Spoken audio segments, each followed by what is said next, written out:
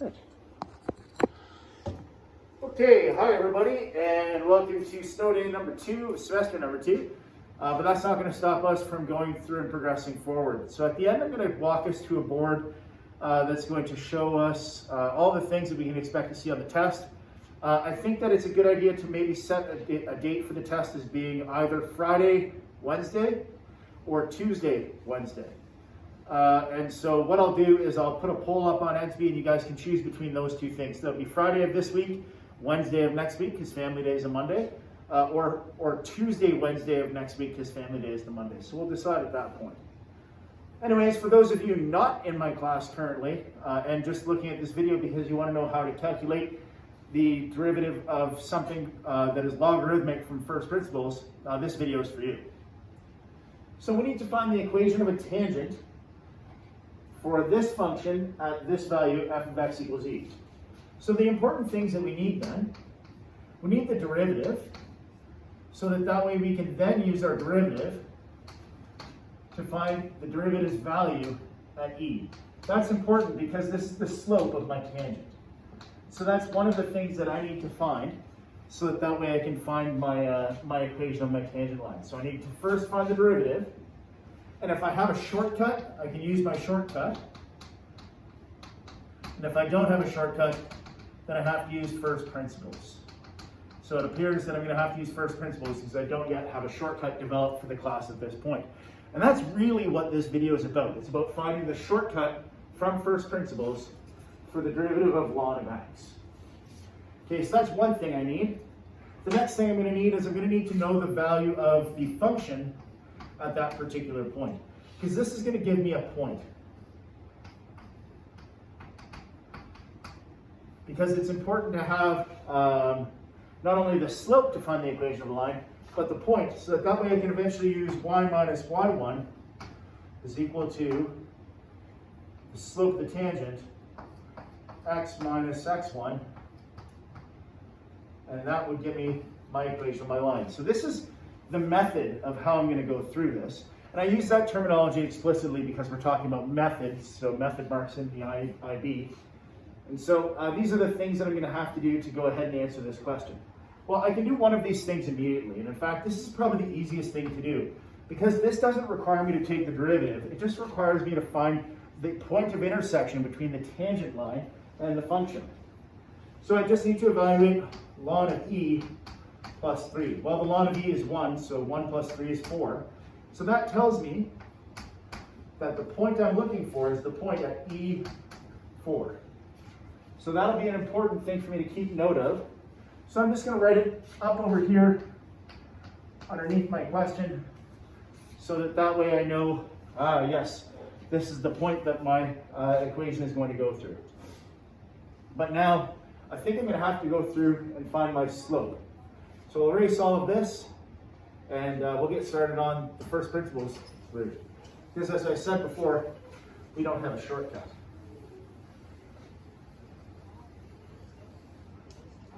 So starting from first principles, the derivative is the limit as h approaches 0 of f of x plus h minus f of x all over h. Now these just ask me to substitute in my values into my x location of my function. So I'm going to have kind of two pieces where I go through, and this is what that will look like. So in that first substitution, when I substitute in x plus h, I'll have the ln of x plus h plus 3, and then I'll be subtracting the second substitution when I substitute in x. So that's the ln of x plus 3. But I'm going to make sure to put that one in brackets, because this subtraction sign is often the error when we're working in first principles. We forget to distribute it over all the terms. And now I think I'll simplify a little bit before I start doing anything crazy, because I noticed that I have a plus 3 and I'm subtracting a plus 3. And that makes sense to us because we know the derivative of a constant is 0. And that's because a constant doesn't change, so it's going to have no rate of change. And so we fully expected this to happen if you're making predictions. But eventually we get down to this point. Limit as h approaches 0 of the ln of x plus h minus the ln of x all over h. Anyway, we'll put that in brackets. There was no need for them. So this was really what we were after. Because really, and in Leibniz notation, what we were looking for is what's the derivative of ln x with respect to x? That's the key thing that we needed to be able to answer this particular question, because we already knew about that constant being 0. So now we just have to come up with a way of simplifying this. Well, geez. I think I'm going to start from scratch up at the top of the board here again. So I'm going to just take this and through some movie magic, pop it up here. Oh, wait, I'm going to have to, so I'll edit out this chunk in the middle, hopefully. Or I won't edit out this chunk and it'll just look ridiculous. It'll sound ridiculous now, I suppose, too.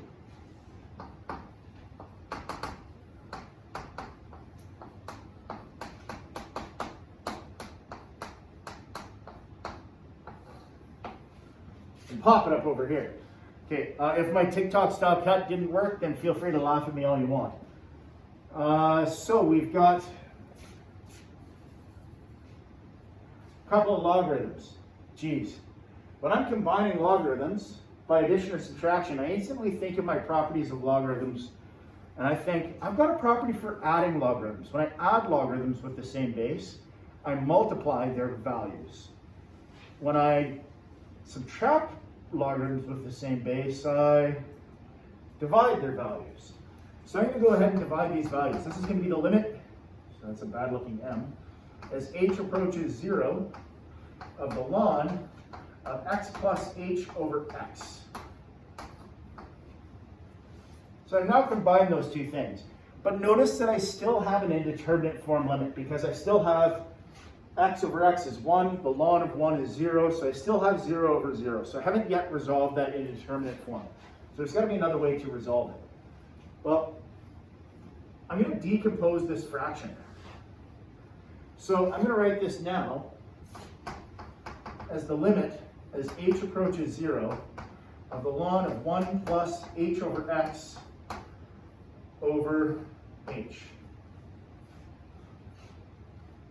Now there's a very specific reason why I did that.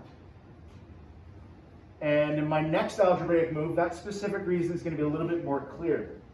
Remember, one of the properties of logarithms is when you add or subtract them, you can combine their values.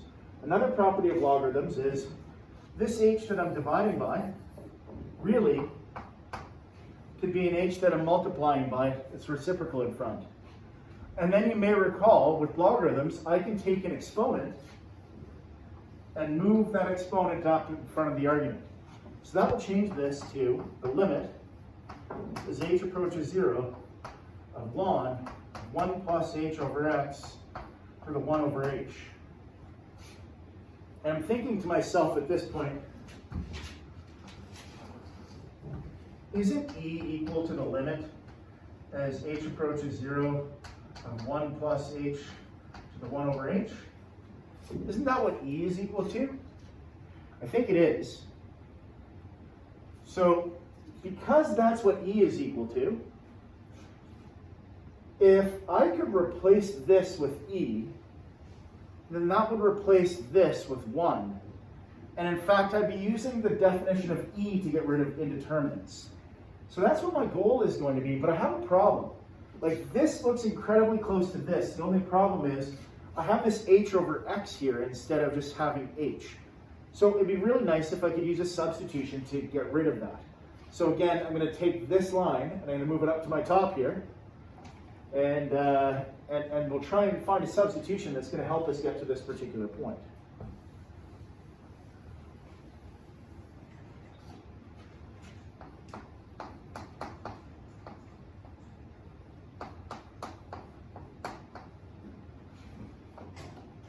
Okay. So again, I say to myself, if this was just h, I'd be happy. I can't just make it h because it's divided by x, but I can say, hey, I don't know, let's let g equal h over x. Why g? Well, you are watching Mr. Gregorius Math, so that's why g. Now I can kind of do some things here. Because I've made a substitution, I should check. As h approaches 0, g approaches, what does g approach? Well, if the numerator goes to 0, I think that the whole thing goes to 0, so g also approaches 0. Another thing I can do is, if g equals h over x, then I think that means that h is equal to gx. And I get that by just rearranging my expression that I'm going to be substituting. So in here, I've made a substitution.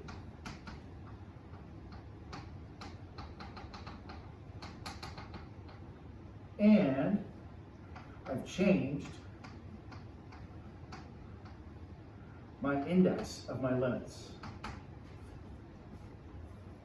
So here's my substitution, here's my index. And we'll just see what this looks like when I substitute in. So this is now no longer the limit as h approaches 0, rather it's the limit as g approaches 0 of the ln of 1 plus g, and then this is 1 over h, so that's 1 over gx. Okay.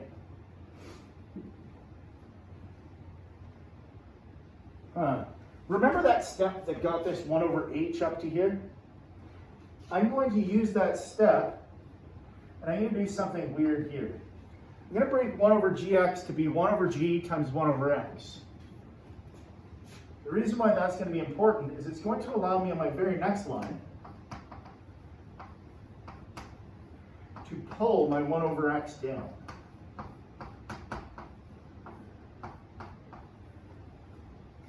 And I can do that because it's the same thing working forward or backwards, right? I'm just taking my exponent and moving it back down as a multiple. Okay. I think that I've constructed this now. Like, I'm fairly certain that what's inside the ln is this. Now there is a property of limits that allows us to take this limit and insert it within the logarithm function. So the logarithm function is a continuous and differentiable function. And so I can take that limit and I can put it inside the argument rather than outside the argument. And if we get a lot of time, we can go back and prove all our properties of limits. But that's certainly something you'd look at in a really high-level first-year calculus course. All the properties of limits. But I do have this other expression here, this 1 over x. And just like when we were proving our trig properties, 1 over x is constant to this limit. So as g approaches 0, 1 over x does not change at all. So this is going to end up being removed from the limit. And this will be 1 over x times ln of the limit as g approaches 0 of 1 plus g to the 1 over g.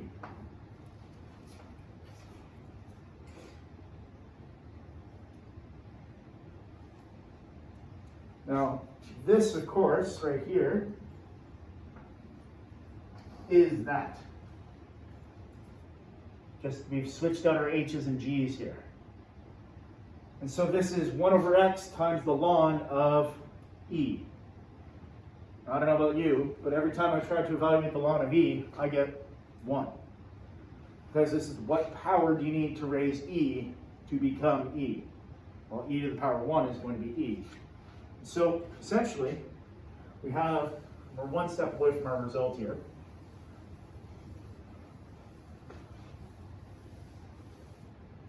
But on making this substitution back in, I now have this as being 1 over x times the ln of e. And as previously discussed, the ln of e is 1. So I end up equaling 1 over x. Cool. So hold on a second then. If my function is ln x, then my derivative is 1 over x. And I know you're saying, hey, your function was actually ln x plus 3. So really, this is the derivative of ln x plus 3. But remember that constant doesn't matter, right? So this is the same derivative for ln x plus 10 or ln x plus 100. So we now know our derivative rule. And I'll just summarize that using Leibniz notation. But the derivative of ln x dx is equal to 1 over x. So that is our derivative rule for ln.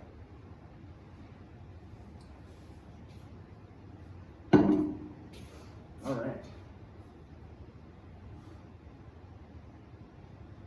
Cool. Moving merrily along, what we're going to do now is we're going to solve the rest of this question, because remember we had to find the slope of our function. So I'll just back up here and I'll re-summarize that information that we were looking for at the very beginning. So we needed to find the derivative. There's the derivative. The reason why we needed the derivative so that we could find the derivative at a value of e. So there's the derivative at a value of e. And remember, this was our slope.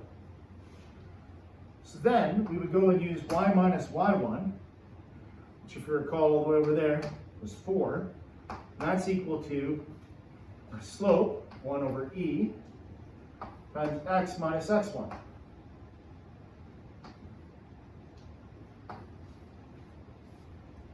And that ends up being the equation of our tangent. Although I really think that it's fair to expect you to expand this thing out, because I think that it's going to expand out quite nicely. So this would be y equals 1 over e to the power, or to the times x, minus 1 plus 4, or y equals 1 over e x plus 3.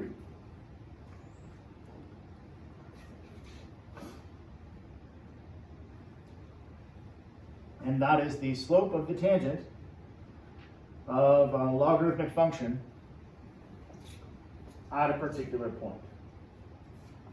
Cool. That's also, more importantly, the proof of, from first principles, the shortcut rule that we have established up here, and that the derivative of a ln of x is 1 over x. And that's a rule much like the derivative of sine of x is cosine x, that I would expect that you're able to just use. And it's, again, one of those that I don't think I'll ask you to prove from first principles. It's probably one of the trickier ones because of that substitution we had to do partway through. But it is a nice result. Certainly not as nice as the result of e to the x, but it is a nice result.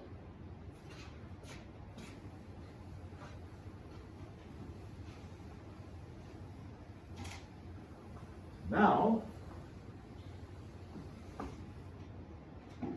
an Easter egg.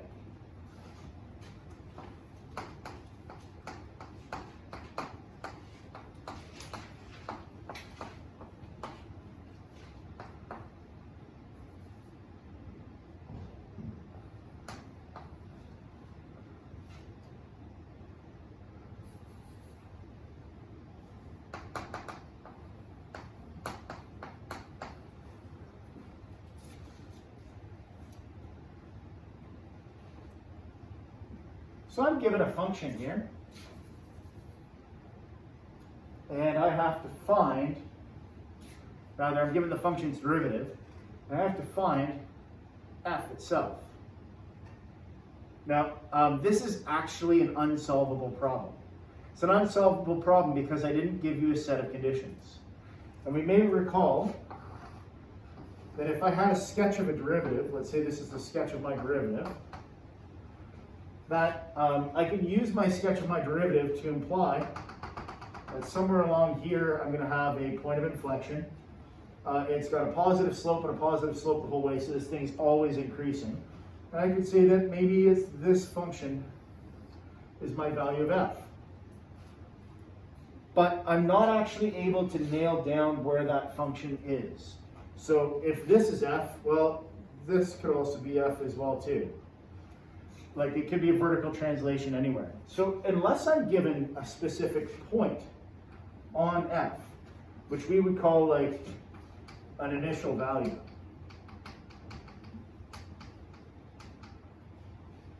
unless I'm given an initial value, then I can't solve this.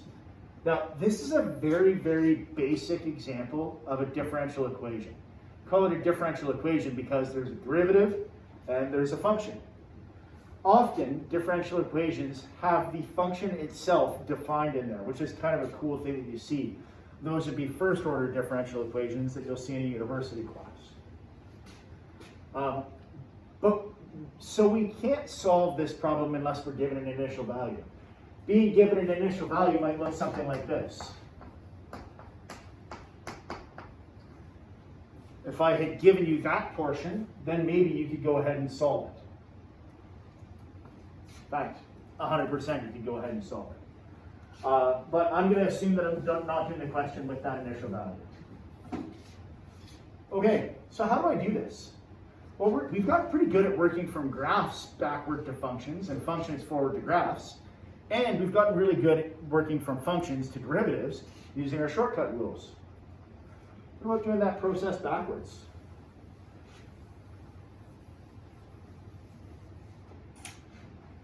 So let's just consider this term. 1 over x is the derivative of what? What's 1 over x the derivative of? I think it's the derivative of ln x, isn't it? So that means in my function, if this is my derivative, and that term is the derivative of that term of my function, I expect in my function that when I go to that second term, I should see ln x. That makes perfect sense to me. And I think you could fill in the blank there. But what you would find is, if you fill in the blank here, you actually don't create a family of functions. You don't have that vertical translation ability the entire way through.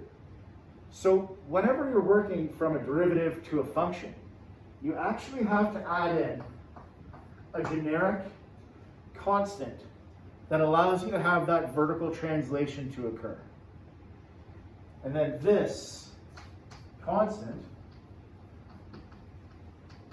is solved using the initial value.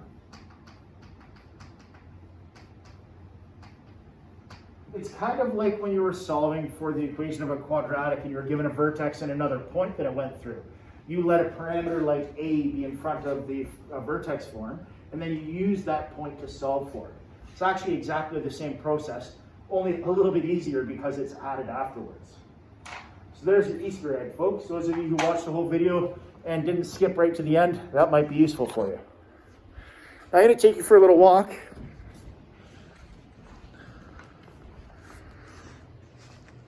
To show you the things that I expect that you should be able to do on the test. So on our test coming up, we've got first principles. You can expect rational, radical, and degree 3 polynomials. You're welcome to use Pascal's triangle to simplify a degree 3 polynomial. Of the derivative rules, those are the ones bracketed off with black. I expect you to be able to use the power rule, sine x, cosine x, tangent x, ex, ln x, which was today's video. I also should really add to that, I expect that you should know the derivative of a constant, and I should expect you can do these rules in combinations. So if there were composites of functions, so not composites, sorry, but sums of functions. So if each term was another type of function, you could do term by term differentiation like we had proven. Then sketching f from f's derivative in reverse, intervals, extrema, and points of inflection, equations of tangents and normals, which we've done lots of those with our little practice questions at the beginning. The last two topics to discuss are optimization with calculus and the first and second derivative test, which really is going to help us out with classifying whether we're looking at a maxima or looking at a minima. So that's the end of our lesson for today, and I hope you have a fantastic day. Bye.